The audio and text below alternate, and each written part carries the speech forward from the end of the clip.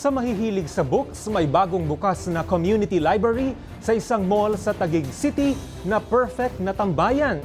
Layunin nitong maiparating sa lahat ang kahalagahan ng pagbabasa. Sa launching ng Book Nook, kitang-kita ang excitement ng mga kids na ma-explore ang mini library. Pwede ring makipag-swap at mag-donate rito ng mga libro. Nagkaroon din ng free reading sa mga kabataan na dinaluhan ng ilang national artists. Bukas ang Book Nook araw-araw tuwing mall hours. Kung kayo ay may kwentong kakaiba, mga kwento ng pag-ibig o storya ng inspirasyon at pag-asa, maaari nyo itong ibahagi. Sumali sa ating Facebook group na Balitang A to Z.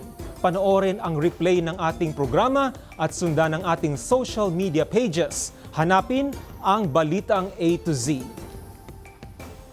Ang ating pabaong quote of the night ngayong Martes ay mula sa former president ng South Africa na si Nelson Mandela. Sabi niya, naway sumalamin sa ating mga desisyon ang pag-asa at hindi ang takot.